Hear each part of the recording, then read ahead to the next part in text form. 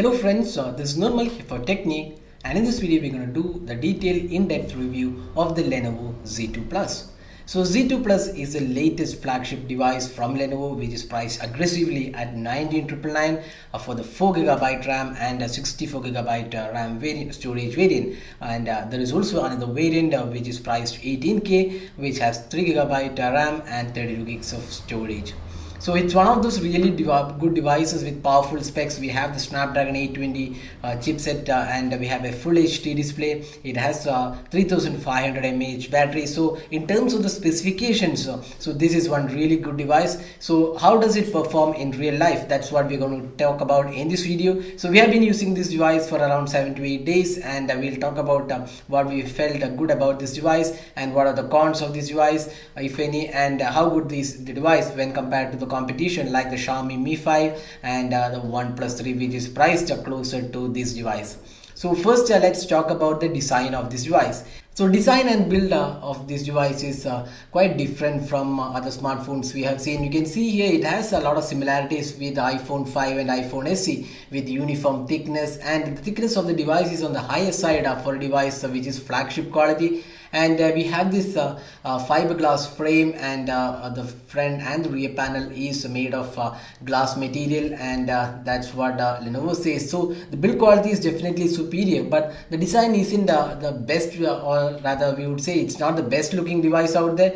It's kind of a thicker device, and it does take some time getting used to the thick design of this device. So design and build quality is quite good. It's fiberglass material and looks premium, but then the design could have been slightly better, although it's just 5 inches in screen size. Now let's talk about the display. So this device comes with a 5-inch screen size, and not too many flagship devices have 5 inches in screen size. So that's one good aspect about this device. So it's pretty good to hold. You can see here it's pretty compact and you can use the device one-handed. So that's one advantage with this device, and it has a full HD display. It's a 1080p display, and the display quality is quite good. We tested the device in outdoor sunlight mode, and you can see the device did perform pretty well in terms of the overall brightness levels, the touch response, the clarity, and the sunlight legibility is also very good. But one thing what we noticed about the display is the ambient light sensor did not work as intended. Quite often we had to increase or decrease the brightness when we go outdoors. That's one reason, that's one issue we faced with the ambient light sensor. So at times you have to manually adjust the brightness even though you set it to auto mode. So apart from that, the display looks quite good, and an impressive display for a flagship device, and the touch response also feels quite good. Now one thing what we noticed about the device is that there is no Corning Gorilla Glass protection on both the front and rear panels, though that's not mentioned by Lenovo. So there are chances that you might end up with some scratches if you're not using a screen guard or a case. So Lenovo is also including a case with this device. So we have done we have checked this in the unboxing video. You can also have a look at that. So this case is quite good, and we would highly recommend using this case on the device if you are not using any protector, and there are chances that you might end up with some scratches on the rear panel and even on the display. It's better to use this case and screen guard because there's no protection mentioned on this device. Now talking about the software, so this is one area Lenovo has done quite a different approach, because we have seen this YBI on Lenovo's smartphones. Now we have this ZUI. So ZUI is the UI which is powering the ZUK devices, but in India what Lenovo has done is it's customized the ZUI with an Google Now launcher. So you can see here this is the Google Now launcher, and on top of that we have the ZUI. So there are some changes with respect to ZUI. You can see here the multitasking implementation is quite similar to what we have seen on the Xiaomi devices, the MIUI and other UIs, so which is quite different from the standard Android implementation. Apart from that, if you go to the settings as well, we have this customized settings panel, and there is also quick toggles which is available from the swipe from the bottom. So again, that's quite different. It's called quick switch panel. And another interesting aspect about this device is the U-Touch button. So this is the U-Touch button, and this is a fingerprint scanner also integrated in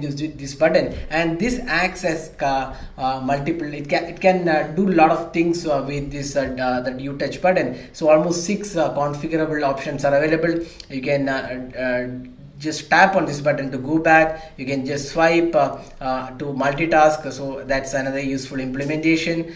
You can just swipe here and go to different apps. Then if you just press and hold, you can open a particular app. If you just tap and hold, you can open another app. So the U-Touch button is quite a good implementation, and it does take some time getting used to this U-Touch button. So we already done a detailed video on how to use the U-Touch button and how to configure that, so you can also check out that video. And once you get used to the U-Touch button, what you can do is you can also disable the on-screen buttons and save some space. So that's an innovative approach from Lenovo implementing this. And the fingerprint scanner, that's worth a mention, because the fingerprint scanner is really accurate and does the job really well. We have already done a video on this, so you can see here it's really accurate, and it's pretty quick to unlock the device. You just have to press the hand.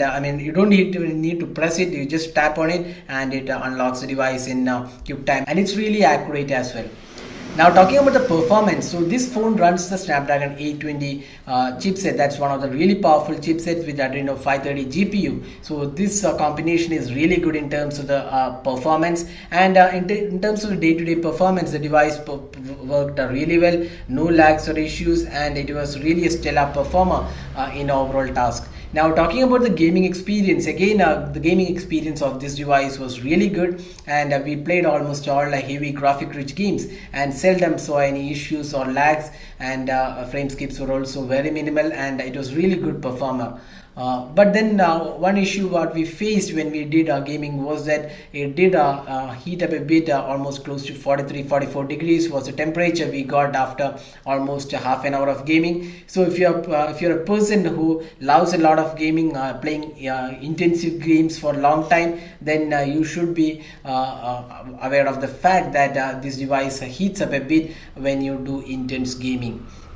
Now apart from that, this phone comes with dual SIM cards, 4G LTE and VoLTE support, and we also tested with this device with a Geo SIM card. So a lot of users might be having this query on Geo SIM card. So the SIM card one does support VoLTE, and you can enable it from the settings. So once you have inserted the SIM card, you can go to the SIM settings and you can enable the VoLTE support on this device.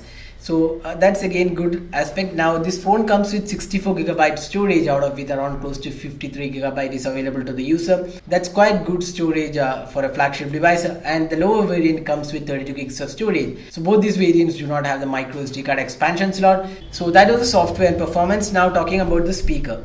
So the phone comes with a single speaker located at the bottom panel, and the speaker performance was quite average.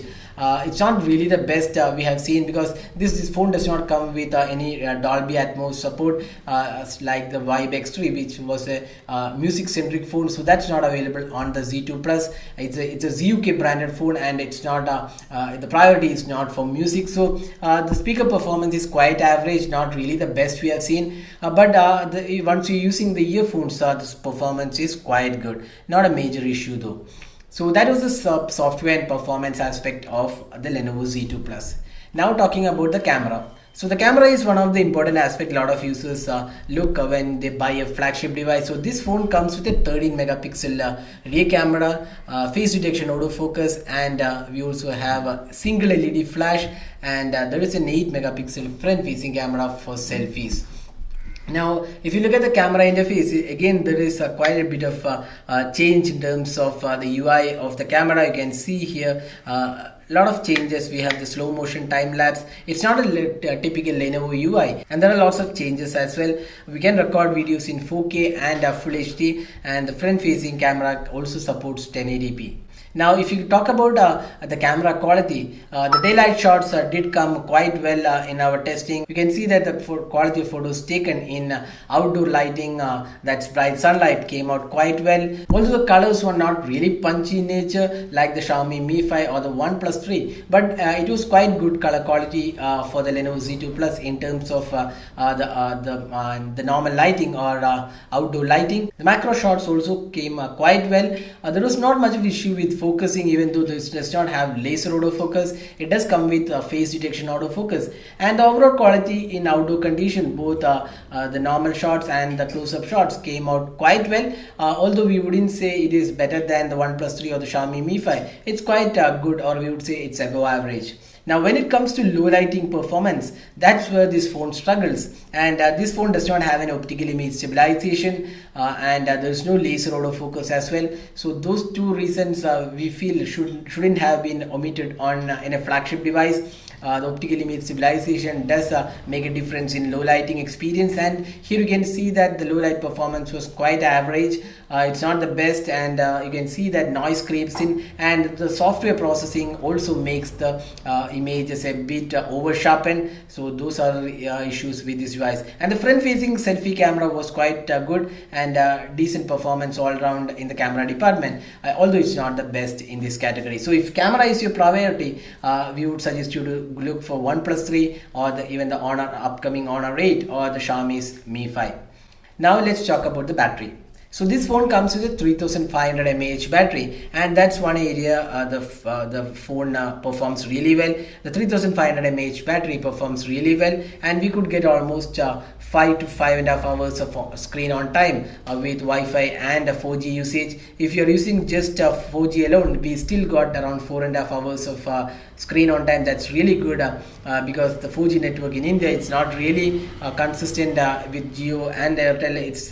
It goes to 3G at times. So with the unstable network, we still got around 4.5 hours of screen on time, and with Wi-Fi and 4G mixed usage, we got around 6 hours, close to 6 hours of screen on time.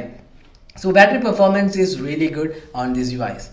So now we have talked about almost all aspects about this phone. So what are the pros of this device? It comes with a powerful Snapdragon 820 chipset, really great performance. The software is really good, and the U-Touch button implementation is again impressive. The pricing is one of the most interesting aspects about this device, and the battery performance is also very good. Now, one thing what we told about this device is that this device comes with fast charging. That's Qualcomm 3.0 fast charging. But the disappointing aspect is that Lenovo has done a bit of cost cutting here, and there is no fast charger included in the box. So you have to spend additional money to buy a fast charger. So that's one con. Then second thing is there is no protection on the display, and the device is a bit on the thicker side, and also this device does have only an average camera performance. Now the speaker performance again not the best we have seen. So those were some of the cons of this device, and we already talked about the pros. So at this price point, that's 19,999, is it really value for money? We would say definitely one good price device. If you're on a tight budget and you want a flagship device, then the Lenovo Z2 Plus is definitely worth the money. If you have some more budget, you can definitely think of buying the OnePlus 3 price. 28k, almost 8k difference is there. So if you're on a tight budget, definitely the Lenovo Z2 Plus is the best choice available in this price point, and we definitely suggest you to pick the 4GB RAM and 64GB storage. It's not about the RAM, it's about the storage, because there is no expandable storage available. So always it is better to choose the 64GB RAM variant. So that was an in-depth review of the Lenovo Z2 Plus. So we have talked about all aspects about this device. If you have any queries, just drop a comment and we'll be glad to help you out with your questions on the Z2 Plus. And if you plan to buy this device, don't forget to use our link, which is available in the description of this video, and that helps our channel if you buy using our links. So that was a detailed and in-depth review of the Lenovo Z2 Plus. Hope you liked this video. Don't forget to hit the like button and also subscribe to our YouTube channel for more videos. Thanks for watching. Have a great day.